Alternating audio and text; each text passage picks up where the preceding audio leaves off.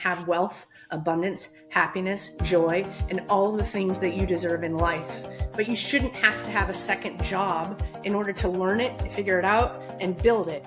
There is no one like you. There's no one like me. We are so unique. And I love it because that means each one of us has something to offer. Transparency, character, and just who you are as a person. And I think that goes for everything in life when you want to work with anybody. My advice is don't let it be taboo anymore. Take action. Time is not your friend. Like even a Roth IRA with $7,000 a year, you can be a millionaire. Just do the math. I don't have time. I cannot afford not to make time for myself. We have to find things that help us go because life is always going to be busy. I think confidence is the answer. I think believing in yourself is the answer. I think believing that you can, because I think it all starts with you. It's gaining your own confidence, finding your voice and saying, even if I don't know it right now, I know I can learn. I tell everybody, lean towards joy. The things that make you happy, that give you joy, are very likely what you should be doing in life. Welcome to Rosabel Unscripted, the podcast where authenticity meets real life stories. I'm your host, Rosabel Zohfeld, and in each episode, I dive into unscripted conversations about personal growth, life challenges, and the experiences that shaped us. From heart-to-heart chats with inspiring guests to raw moments of self-discovery, I am here to share stories that connect us all. Whether you're seeking motivation, healing, or simply a dose of real talk, you are in the right place. So get comfortable, tune in, and join me on this journey of transformation, empowerment, and meaningful conversations. This is Rosabel Unscripted. Hi, everyone. Welcome back to Rosabel Unscripted. I am your host, Rosabel Zohfeld, and today we're going to be talking about something that affects every single one of us. We're going to be talking about freedom, wealth, and what it really means to live in alignment with your values. So here's a question for you. What if financial freedom wasn't just about money? What about truth, abundance? But what if it was possible to build wealth while staying full-rooted in purpose? So my guest today didn't just ask that question. She built an entire empire around the answer. Dani Lynn Robison. She's the CEO and the co-founder of Freedom Family Investments. She helped thousands invest in real estate, build passive income, and reclaim their time. She's here to show us how we can do the same. Her story is bold, inspiring, and rooted in heart. So let's get into it. Dani, welcome. Thank you so much for having me. I'm so happy to be here and excited about the conversation. Me too. I'm so excited. So again, welcome to Rosabel Unscripted. So why don't we begin by, unraveling your journey? Like, I want to know what sparked your path into real estate investment. Yeah. So for real estate specifically, it was funny. And I think this is true in life in general. I had to try a whole bunch of things until I landed on something that felt good, that brought me joy. And I didn't know the word alignment before, but I would say that that word rings true now that I've kind of grown and started educating myself about how to find your purpose, how to stay true to your path, how to listen to your intuition. There was alignment in real estate. And so my husband and I were musicians, both played trumpet. There's a big story there. Literally, fate brought us together. We met, got married, and eventually we worked on cruise ships for about 10 years, got into art auctions, got promoted to the land division, started traveling around the United States doing art auctions every weekend. And ultimately, after 10 years on cruise ships and then traveling all over the United States, it was like, we really just wanted to settle down. So in that settling down, it was my job to go find a career. Like, what's next for us? And so I tried 3 different industries, and one was financial services, one was the mortgage industry, and one was real estate. And of course, real estate was last, but that's what I fell in love with. And I just knew this is it. This is my path. And that was in 2008, the craziest time to get in real estate. Yes. Wow. That is just an amazing story, and especially when you do it together with your family. I mean, that's beautiful. And so how did your partnership with Flip became not just a business but a mission? Because I heard about that. Yeah. So I think it really has to do with our journey and our story. So when we talk about our lives and how they came together, it's like the universe created its magic and brought us together. And our stories are so in line in terms of our motivation and our desire to help, our desire to serve, our desire to create truth, abundance, and freedom for ourselves and bring other people along with on that journey, because there's so many of us humans here on the same path, trying to find truth, abundance, freedom, peace, love, joy, happiness. And we thought, hey, if we want this and we succeed at this, because we are the type of people that just go all in and do whatever it takes and never give up, can we create something that allows others to come along for the ride? Because we both believe that people here have their own purpose. And just because you're a nurse practitioner doesn't mean you shouldn't have wealth, abundance, happiness, joy, and all the things that you deserve in life. But you shouldn't have to have a second job in order to learn it, figure it out, and build it. When you're helping others in your own way and finding your own purpose and how to serve people. We both just had that passion. And as we discovered more about ourselves, we learned that. And that's where, again, further alignment came in, that we said, okay, this is the path that we're going on. And this is what we're going to talk about. And we're going to succeed for us. And we're going to help others too, so that they can live their purpose without having to worry about this piece of the puzzle. Wow, that's incredible. And let me say something. You mentioned that there's a lot of us, right, in this world. There's like how many? Like 7 billion. But there's one particular thing that I love, and it's always stays with me. And that is that no matter how many people, each one of us, we each have a set of fingerprints. There is no one like you. There's no one like me. We are so unique, and I love it, because that means each one of us has something to offer. So I that's one of the concepts that I definitely love to talk about. Now, let me, and correct me if I'm wrong, I did a little bit of research on you. So I believe, if not mistaken, your brand is built on 3 big ideas. So truth, abundance, and freedom. Is that correct? Yeah, it is. There's a lot to that. But when that reality came to me, when somebody said, what is your vision and what are you fighting so hard for? And immediately went, truth, abundance, and freedom. Those are just the 3 words that just came flowing out of my mouth without me even thinking about it. And I think that truly is what we've built. If I was going to say it short and sweet, that's how we've built these family of companies. Even if I didn't realize it while we were building it. When you go on a path and a journey and you start realizing what it's all about as you start getting farther and farther down the road, I think that's what's happened for us. And those 3 words just mean a whole lot to me. Right. It is part like that discovery process that we go through a lot when we start something, right? And I wanted to ask you, I believe you share now what those values mean to you, but how do they show up, not just in your company, but in the way you live your life? Yeah. So I put truth number 1 when I say those words, because my entire life I've been searching for truth. And when I say truth, I mean truth with a capital T.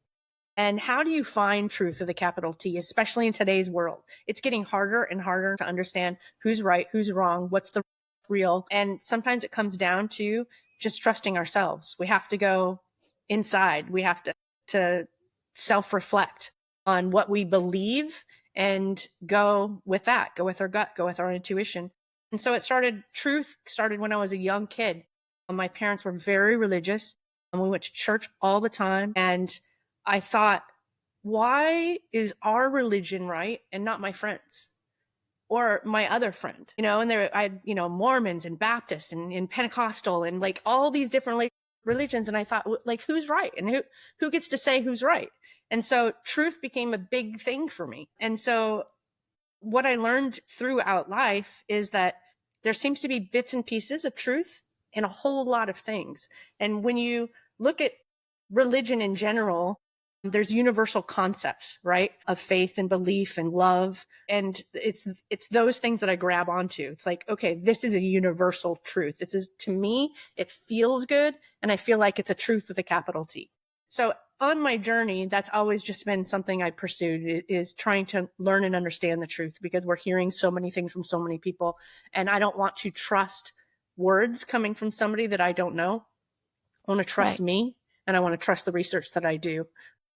What my gut says. Then abundance, that is the next word, because I truly believe there's enough in this world for everybody. Like, we can all have as much money as we want. We all can have as much love and as much peace, as much happiness, as much joy. There's just an abundance for everybody. I'm going to go back to what you said about we all have different fingerprints, right? Each one of us, I believe, is here for a different purpose. and we help each other by aligning ourselves with whatever our purpose is. And if my purpose is abundance through financial means, and I am able to help others do that, that means they get to achieve their purpose. And if your purpose is through nurse practitioner and helping people in that way, guess who I call when I get help, right? We start surrounding ourselves with all of these people who are following their purpose and they're doing what they are meant to be doing here, their superpowers, their genius zones. And I don't have to worry about studying what's good, like in medicine or health or something. I've got you to call because that's your alignment. That's your truth. That's what you followed in life. And I think if we surround ourselves with experts, life gets better. And so abundance to me just means that there's just so much in the world we all get to share, and it's okay to share, and we don't have to hold things tight, and it's not about scarcity. And the more you realize that there's more than enough for everybody, the more you end up receiving. I think it's Zig Ziglar, give everybody else what they want and you get what you want. I can't remember the whole line, but Yes. it's true. Just help everybody, and you ultimately, you all, the ships rise together. Yes. And then freedom, my entire brand is around freedom. All of the companies that I've built usually have something to do with freedom. From like property management is Independence Property Management and Independence Realty Group. Freedom is Freedom Family Investments, and we have Freedom Family Funding. And like, I just believe in freedom. I want to be free. I don't want to be tied to anything. And I think that's just an attribute that we're all chasing. We want to be able to spend time doing the things that we love and following our purpose and giving to our family. And so that's pillar number 3. Yes. And you said that word sharing. It just reminded me what my 4-year-old says all the time. Mommy, sharing is caring. That's right. I love that. Indeed. Yes. And I just, even this podcast, I have somebody Yes. that I listen to a lot too. And she's like, everybody get up, like rise up, start your own podcast, get on social media, start speaking your truth, start Yes. sharing, your knowledge with others. Because if we all do that enough, we all get to lean on each other and rise together. Exactly. Build a community, right? We are better when we are in it together. Yes. I believe it with my whole heart. And Dani, your company has helped so many people invest hundreds of units and millions in assets. What sets your investment model apart from others, besides all the things that you already shared? Yeah, I think there's so much I can say, and I think it's character. That's the word I'm going to put to it. I think it's really important when you work with anybody, you understand who they are at their core, and their character speaks volumes. And there's many times when I get on the phone with investors, and I'm not always the one getting on the phone anymore because we've continued to grow and I have people who do that. But there's always a time when we start something that I am the person. I want to understand the problem, not just my problem, but somebody else's problem, so that I can really make sure that we're solving the right things. And as I got on the phone with a lot of people who were wanting to invest and coming to me, it's because they would say, I heard you on a podcast. And many times I'm on investing podcasts and real estate podcasts because of what I've built and what we've done. And I would say things like, our lenders are lending us money to buy real estate. And even if I lose money, they get paid back in full plus all of their interest. Just because I lost money doesn't mean my investor loses money. They put their trust in me. I didn't see something during the scope of work. I didn't see, or my project manager didn't see something. And I tell everybody, look, real estate is one of those things. You better go in knowing you're going to lose money. It is part of the game. You never know everything, and you never can peel back behind every single wall when you're looking at a property. And so I played the volume game. I said, since I know I'm going to lose money, then I'm going to do a whole bunch of deals because I know for sure most of them are going to make money and some of them are going to lose. And I explain all of that to investors, and I explain that here's a property that I lost money on. I lost $50,000 on this property. My private lender got paid in full and everything that they were owed, because that wasn't their fault. I also made a whole bunch of money on all these other properties that allows me to do that, because that relationship with your investor, when they are going to focus on their purpose and their path and they're trusting you, you have to earn that trust. You have to protect that trust, and you have to do so forever. And there's just not a lot of people in this world that do that or prioritize it. And sometimes it's not even intentional. They just got stuck, right? They got stuck in a bad place and couldn't do something. So what's different about us And what's important to me is that character piece. It's the track record. It's who you are when things go wrong. And I tell investors, I said, you don't have to invest with me. Get on the phone with whoever you want to invest with, and you start asking them about all the bad stories. You ask them when they lost money, and you ask them what happened to their investors when they lost money, because some people tuck tail and run. And we don't do that. We're in this for the long term. We're in this to succeed for us financially. We're in this to succeed for our investors financially. And we have a 100% payout track record. So difference to me is transparency, character, and just who you are as a person. And I think that goes for everything in life when you want to work with anybody. Absolutely. And I want to also thank you so much for the opportunity for coming in and having I'll say the courage to get a little bit of the niche of the investment, for example, and coming in and speaking your truth into a different audience. For example, my podcast, it's perhaps we talk about all different things. Perhaps not. It's not an investment or business podcast. However, you and I, we think. I think we're on the same track here. This is what I always say. You never know who's listening. So you see how it's a good idea. Sometimes we kind of like, we put ourselves into this, but when you go outside, the box, you never know. You never know what can come out of it, right? And I just want to say thank you. And on behalf of my listeners, whoever is listening, because you never know what could come out of it, Yeah, we don't know 100%. who's listening. I love expanding my world.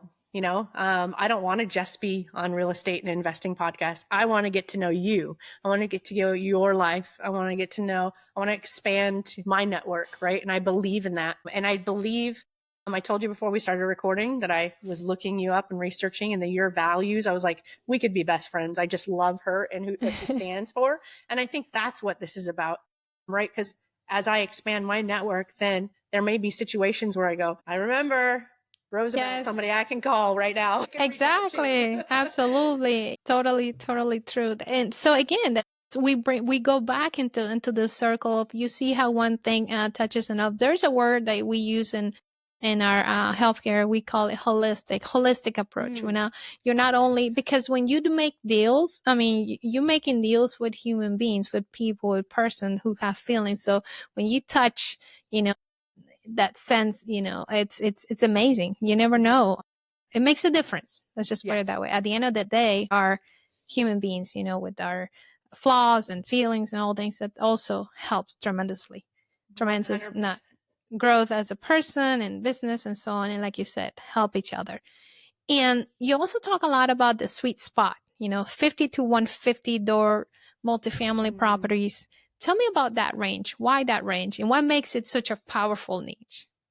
Yeah, so I love that range. We're starting to grow that just a little bit. What I love about that range is once you get to 50 units, it's more than the average bear can buy. You're getting up into millions of dollars, and you're getting up to a point of scale that not a lot of smaller real estate investors have the ability to be able to do it. And then that 150, you're starting to teeter towards your institutional real estate, where 150 for them is maybe just a little bit too small. So that 50 to 150 allows us to scale and do things take advantage of the economies of scale. Because why I love multifamily as opposed to single family is because sometimes it's one roof instead of 50 roofs, one roof, or 10 roofs instead of 150 roofs. I mean, there's a big cost difference. And when you have rehabs and turns and management, having everything in one location, there's just those economies of scale where you're actually going to save money, and you're going to make more money for yourself. You're going to be able to serve the people in your buildings more. You're going to make more money for your investors.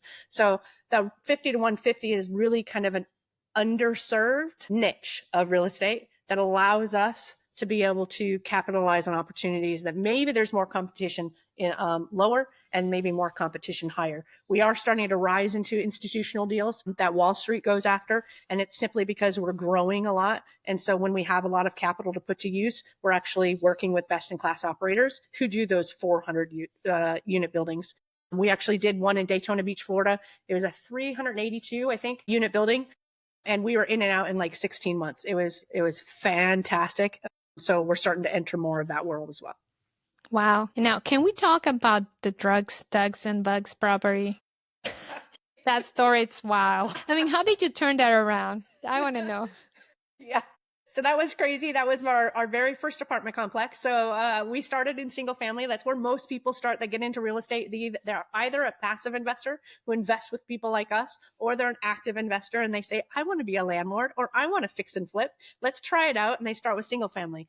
And then a lot of active investors leave being an active investor because they realize how hard it is and how much you have to learn in order to be successful in real estate. But I started there too, again, start serving others and saying, hey, you don't have to learn how to do this. I'll do it for you. I'll find the property, rehab the property, and then manage the property. You're just going to buy it and we're going to manage it. You're going to get the cash flow. Still, those passive investors didn't realize there's still work involved. You're a landlord. And so this first apartment complex came by, and we knew we were going to get into apartments. We knew we were going to grow to that level. There's a long story why we ended up buying it, but we did end up buying it. And in 2 weeks, we did due diligence, and our private lenders who have been with us for years came down, saw the property, and they didn't have to. They were just like, this is your first apartment complex. We want to be a part of this. Let's go. Let's see it together. And so then we bought it 2 weeks later. And what we didn't learn during that 2 week due diligence period was that the gentleman, it was an older gentleman who was the seller. The gentleman who was managing the property for him was a drug dealer. We didn't know that. He was a drug dealer, and he was signing all the leases on behalf of the tenants. And this is a horrible story. He was taking people who went to rehab, got off drugs, and then taking them out of them, signing a lease, and then selling them drugs, just getting them roped back in. And that was the entire business model of that particular apartment complex. And so no wonder that senior was struggling. And so we knew it was an undervalued complex. We knew it was 20 minutes from our office. We knew we could turn it around. We just didn't know the situation, why it was the way it was. So as we start turning the property around, this drug dealer, he gave us all the wrong keys. He had guys that he called security going in and breaking into units after we rehabbed them. And there was one time where it took us forever trying to figure out how they were getting into the units because we had alarms and everything. And they would go up the stairs, and there's this like attic crawl space, and they would go up through the attic, crawl over, and then down. And that would evade all of our alarms. So we would never know until the next day, and our rehab crew finds out. And it was just crazy. But through, again, character, you don't walk away. You just keep every single day. You put one foot in front of the other, and you figure it out. Like my husband jokes that the chief of police had him on speed dial because he'd feel like there's another thing going on in your complex. So, and he knew we were cleaning it up. So he was actively trying to help us, out of this situation because it was a lot. So little by little, we ended up tackling one building at a time. It was 3 buildings, one building at a time. We got, we cleaned it up and then went to the next building, And there was lots of activity, lots of squatters, lots of break-ins. And we just understood that's what we were going to have to deal with. And we were just going to have to get through it one step at a time. Ultimately, we got the entire place renovated. When you're renovating an apartment complex, it will typically take somewhere between 2 to 3 years to do a renovation and stabilize. We got that with all of those problems, renovated it and stabilized in 18 months. And within 24 months, we refinanced, and we made over $1 million on that property, despite all of the issues. So that was our very first experience in apartments, in multifamily, large multifamily. And so after that, we learned the economies of scale, and we learned how much money we did save by having everything in one place. We also knew how much it cost for us to deal with all the stuff that usually doesn't happen in a rehab. And we looked at it and we said, hey, if we could get through that faster than most people get through a normal rehab, this is a piece of cake. So we decided that was our new thing. We're going to start doing more apartments and more multifamily. And we did. And we had a lot of people just really, when you have an epic story like that, you have a lot of people that go, how did you do that? Oh my gosh, I want to be a part of your team. I want to be a part of this journey. And so it launched us, but we did nickname it Drugs, Thugs, and Bugs. Well, that's a good name. Oh, wow. So let's talk about helping everyday people invest. So many people listening today might be thinking, well, okay, that all sounds great, but I'm not rich. I'm not an investor. That's not for me. So what would you say to someone who wants to build wealth but doesn't know where to begin? Yeah, that's a great question. I think it's first finding somebody that you align with. Like, who do you connect with? Because I think there's the power of that connection is your intuition and your gut saying, I like this person, I trust this person. And now that you have that, so a lot of your listeners, they felt that about you. That's why they're a part of your community. And if you were the one that was talking to them about wealth and investing, then you're starting to learn, you're starting to listen, you're starting to hear the stories, you're starting to understand what happens when things go wrong. And what's your investor stories? Like, who's the type of people that you're investing with? You're going to hear all of that. What's the track record? Have you had bad experiences, and what happened to everybody, and what happened to the deal? Did it get foreclosed on? Like, did your investors lose their money? Like, you just learn all of that. So number one, find the person you connect with. That feels good. Number two, start learning from that person. And maybe there's 2 or 3 people. I tend to interview 2 or 3 people before I hire somebody as a coach or a mentor. I'll tend to follow 2 to 3 people that I really feel connected to, so I can hear all the perspectives and learn the different angles from each person to decide what I feel is capital T truth. So that's how I would start. And then once you really align with somebody and feel good about somebody, I would jump on the phone. We tell everybody, jumping on the phone is probably one of the scariest things to do, to really be vulnerable, to say, here's where I am financially and here's where I want to be. Can you help me get there? And how do I get there? And maybe it's not a phone, maybe it's an email. It just depends on who you're working with, how that works. But I think that's the step that moves the needle. And the faster you can get there, the more you learn about your personal situation. Because learning something from a podcast, it only helps the gut, the intuition of, do I trust that person or not? But you can't necessarily always apply it to your personal situation because that person doesn't have all the details. So it's getting on the phone or connecting with somebody that's going to listen and understand where you're at and where you want to go, and helping you with advice. There's been times I've been on the phone, I've been like, I am not your person. Let me tell you where I think you should go. Now do the same thing that you did with me. Go, listen, learn, see if you trust them, jump on the phone and see if they can help you. That's where I would say. But starting the power of time, I'm going to say this one last thing. The power of time, it's against you. It's against all of us. Every single day, we don't take action towards finding our purpose, finding our path, doing whatever it is that our heart is telling us that we need to do, achieving the wealth that you need to create to live. Like, we're losing money by it sitting in the bank, sitting wherever it's sitting, we're losing money. If it's sitting in a IRA, in the stock market or in mutual funds, many times the fees involved are also losing money. So there's so many factors to wealth and money, and people are afraid to talk. Money is a taboo topic. So my advice is, don't let it be taboo anymore. Take action. Time is not your friend. Like, even a Roth IRA with $7,000 a year, you can be a millionaire. Just do the math. And you see that math, all of a sudden you're like, oh, $7,000 a year? I can do that. And that's just the easiest of probably all the steps. Absolutely, because I was just about to ask you, like, what would be the easiest entry point for someone who wants to dip into their passive income and so on. And so that's a great idea. And the other thing I hear a word as I hear you talk, I hear the word honesty. To me, honesty is the best policy. It's about that. When we open our heart and say, hey, you mentioned it, you come to talk to whoever it is you need to talk to, your investors or the people you're working with, say, hey, this is where I am. This is what's going on. How do you, it makes us, again, honesty builds trust. Yes. I love it.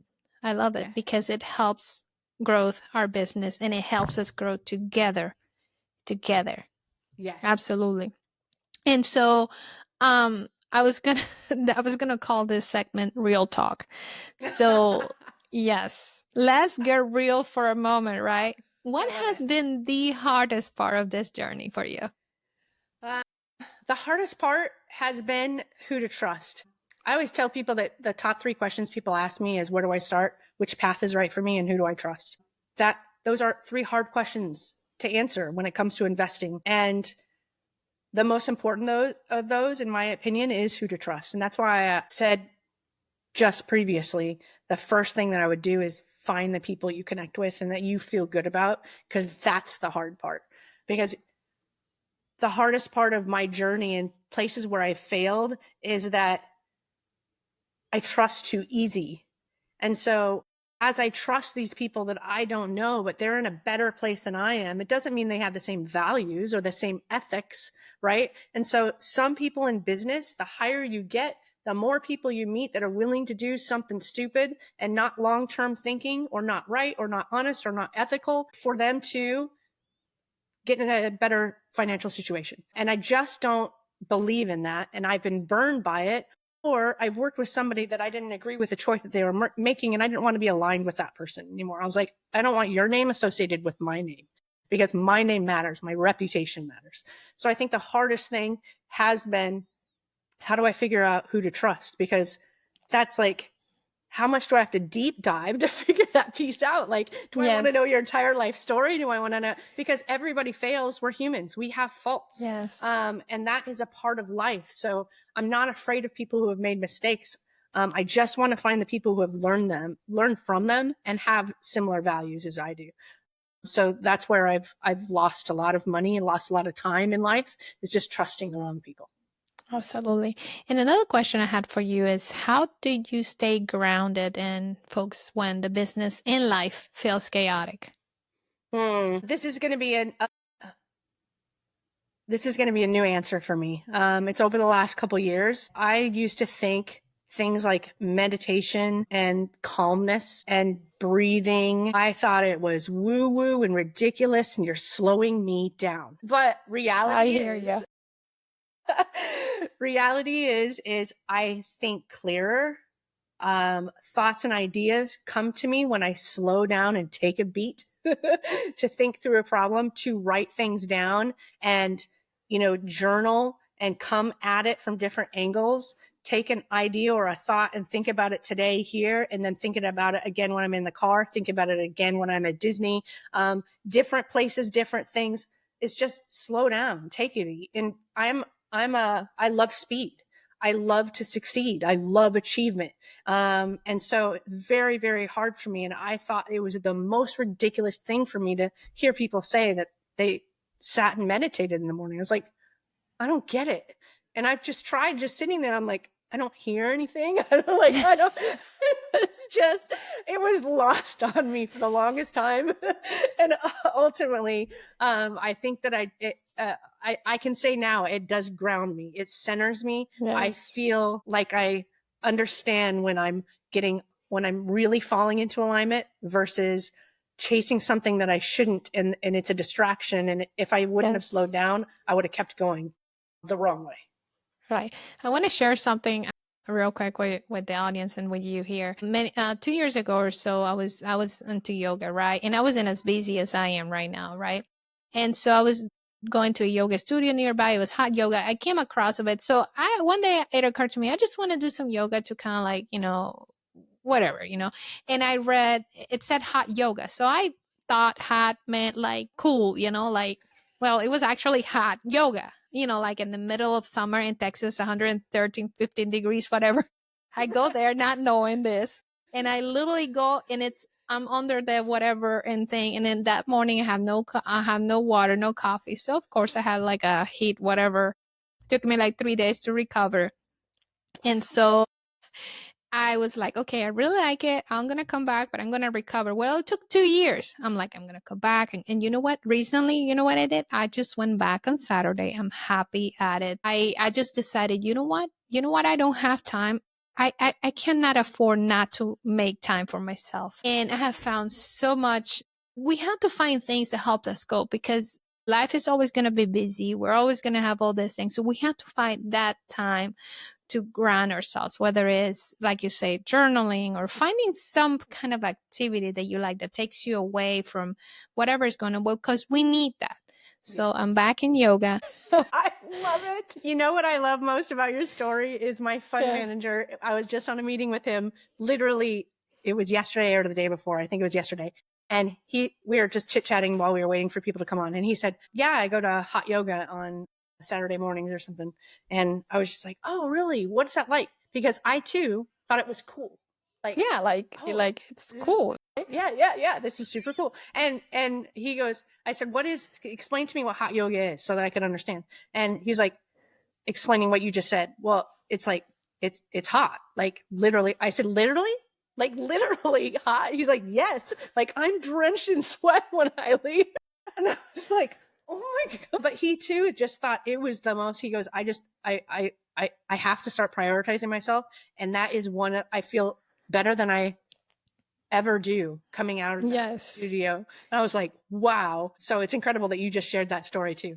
Yeah, and then as I was in there, like this past Saturday, I haven't been there in 2 years. The teacher, she never met me. I never met her before. And she says, I can tell that you're a hard worker. She could tell just by seeing what I was doing. I could tell them like, oh, how do you know? Well, I could see. I was like, oh, okay. It's very interesting. Yes, and I'm very happy. I'm finding a lot of comfort. I'm loving it. I'm making the time to go ahead. I've been so exhausted after work, but you know what? I'm just gonna go to yoga. Yeah. I Hot love that. yoga. Yep. I think that's so important. Yes, we got to make time for ourselves. And so let's talk about women in wealth. So, real estate can be a male dominated space.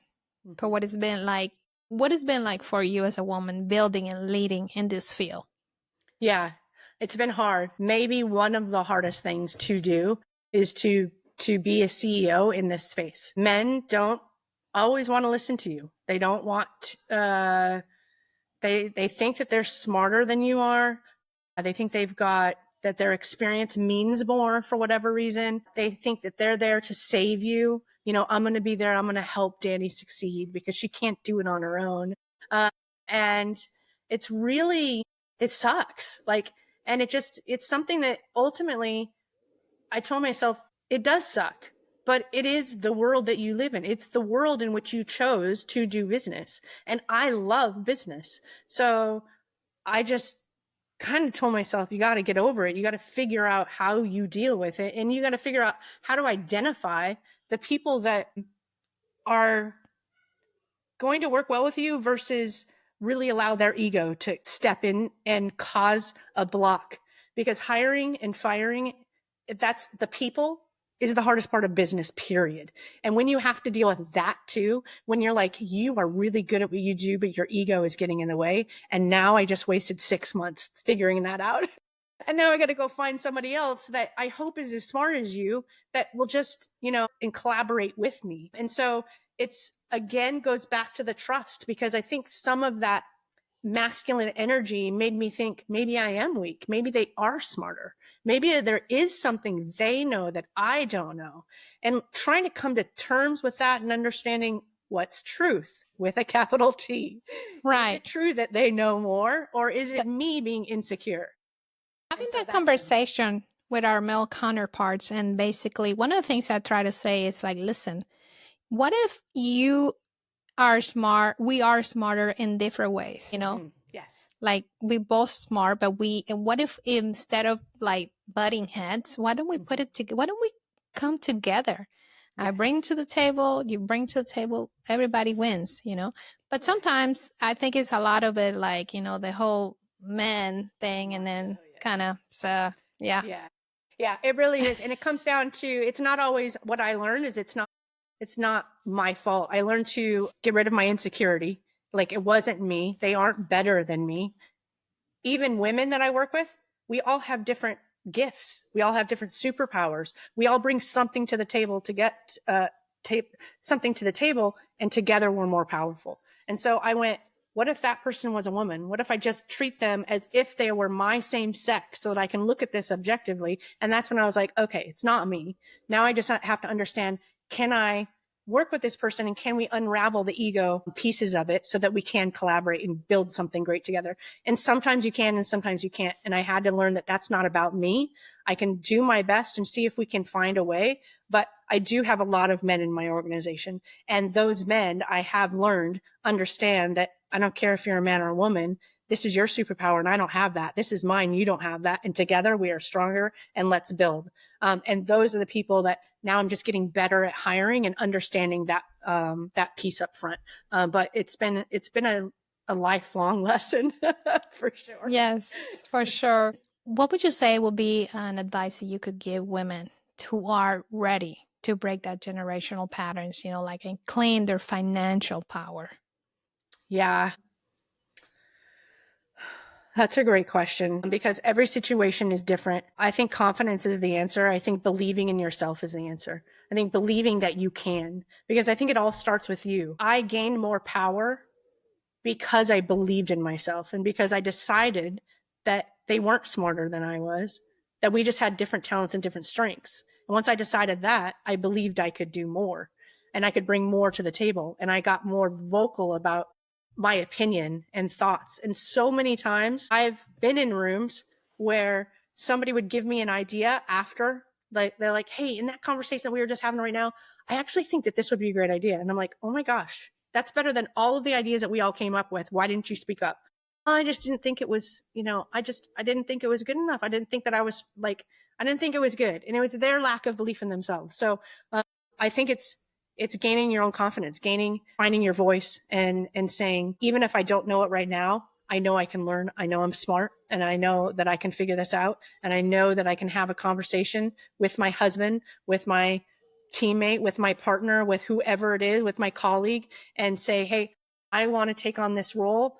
I'm new to it. I'm going to learn it. I would love for your help and your feedback. And that sentence right there is going to tell you who they are, because they're either going to be on board with it or they're not going to be. And you're going to have to start navigating from that juncture of, no, I've got this covered. You don't have to worry about that. Not good. That's when, you start having a real conversation. No, I want to be a part of it. I want to learn and I want to be a part of these decisions. And if they said the opposite and said, I love that, then sometimes you just learn that it was just an insecurity and a fear of your own. And that other person actually invited and wanted the collaboration too, and maybe felt responsible. Because I think a lot of men also feel responsible. They feel like they are the protector. They are the financial provider. And Yes. Sometimes that conversation is needed for them to take the weight off of themselves and allow the spouse to help. This is very good. Very good.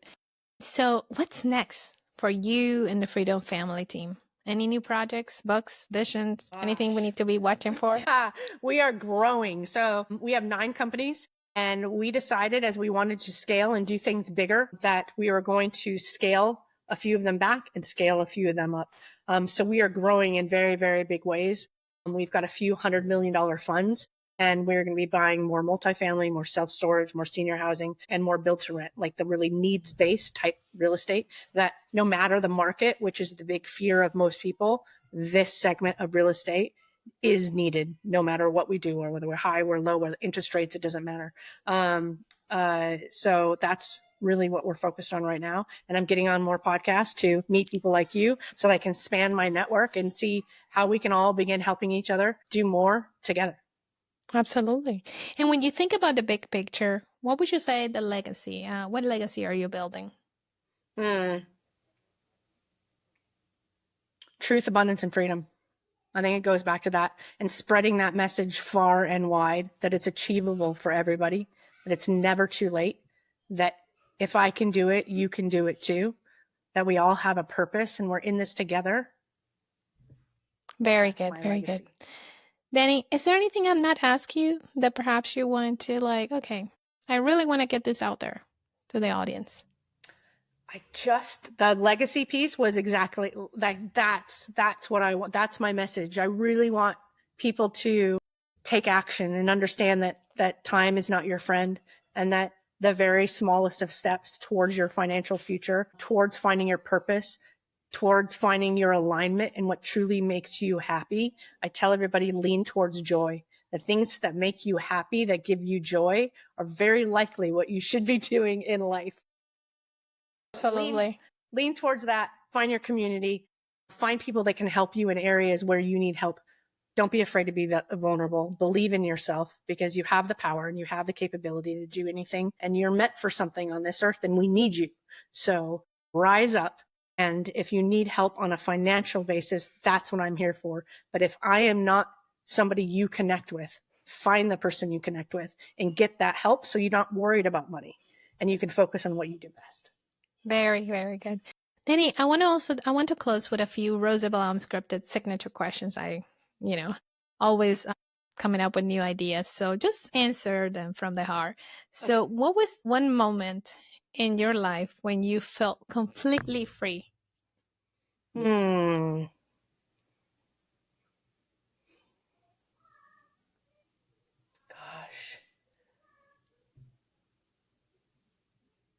I think it was drugs, thugs, and bugs. I think that was the hardest thing that I've ever done. And I pushed and I pushed and I refused to give up. And that win for me and my team and my investors, it felt like if I did that, I can do anything. Like freedom isn't far away. It's right here and it's right now. And I always had it and didn't even realize it. Very good. And I'm glad you kind of brought up the topic, and let me tell you why. When I first came to the US, one of the first cities I lived was in Tampa, and that brings something to memory. There was this beautiful neighborhood where I used to live. I can't remember the name, but there was this one property in the corner, and it was dilapidated. It was like terrible. The owner was this woman who passed away and left it to the three sons, right? And guess what their nicknames were? Crack, Pipe, and Flame. Oh my goodness. That's awesome. Awesome and crazy all at the same time. Right. And that's all, and I'm not kidding you. One of those men one day knocked at my door and he said, "Hey man, I heard you're from Colombia. You got something?" I'm like, "No, you did not ask for that." I'm like, yes. And so when you said that word, it just reminded me of that. So, okay. Wow. Maybe now I know why they call you Crack, Pipe, and Flame. Yes. And those names could go any way, right? It's the direction in life that you're going. Exactly. I'm pretty sure somebody scooped the property. It was a beautiful corner property. It's just dilapidated. It was like all kinds of, and people would just go by and be like, "This is weird. Interesting. Beautiful neighborhood." I just needed to share that. I love it. I'm sure it was a similar story. Whoever bought that building and then renovated it, that it was probably a similar. Yeah, probably something like that, right? Yes. I love it. Dani, thank you so much for your honesty, your energy. I mean, your mission. This is so needed. I know this conversation will spark something real for so many people. And to our listeners, if this inspires you, please take a next step. Learn more about freedom, family investments. Also, you do have a book, right? I do, yes. It's called Get Real, Understand Real Estate Investing Before It's Too Late. It is on Amazon. We're getting actually ready to revise the book, but it is available. You can also go to our website, I believe, and get it for free, the PDF, the digital PDF version. So if you go to chatwithfreedom.com, then you should be able to find it somewhere on the site. If you can't find it, hit contact us and say, "Free book," and we'll get it over to you. That's my thing. Let me tell you, that's one thing I love to do. I don't know when I find the time, but when my guests, they have a book, like, okay, I try to read it, and I love doing reviews because I also have a book myself, and I tell people, listen, if you cannot afford to read the entire book, just read a little something. Just read the back of the book, say something about it, because it helps people to discover it, and you never know who needs the message that's written in there. So, well, thank you, everybody. Thank you, Dani, so much. I really enjoyed the time. Thank you, everybody, for watching. Thank you for listening. And as always, keep living life unscripted. Thank you, Dani. Thank you so much. It was a pleasure to be here.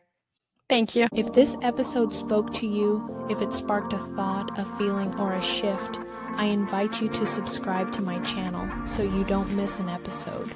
Visit www.rosabelzohfeld.com. Here on Rosabel Unscripted, we dive deep into real stories, mindful moments, and conversations that matter. Every week, we explore themes like resilience, healing, transformation, and the courage to rewrite your own story.